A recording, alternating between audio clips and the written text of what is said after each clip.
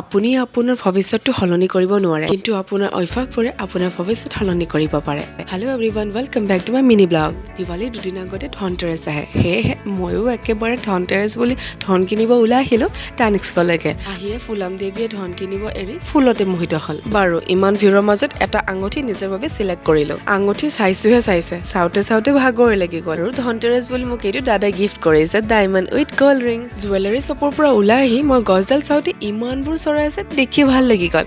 তাৰপিছত সোমাই গ'লো চিটি চেণ্টাৰত এবাৰ এনে পাক এটা দি আহোঁ বুলি। মানে বজাৰ কৰিছোঁ ৰাতিপুৱাৰ পৰা সন্ধিয়া হৈ গ'ল। নিগনিকেইটাও পেটত উখল মাখল পৰিৱেশ কৰিছে। গতিকে ফুলাম দেৱীয়ে চাহ একাপ খাই ল'লোঁ আৰু চুইট কৰ্ণ অকণ খাই ল'লোঁ। তাৰপিছত কলম কেইটামানো কিনিলোঁ অফিচত লাগে বুলি। আৰু এয়া আকৌ গুৱাহাটীৰ বেষ্ট ফ্ৰেণ্ড। মোৰ আকৌ সেইখিনি খাই পেট ভৰা নাছিলে। ম'মৰ দোকানখন দেখি চিধাই নামি গৈ ম'ময়ে খালোঁ আৰু এতিয়া ঘৰ আহি পালোঁ।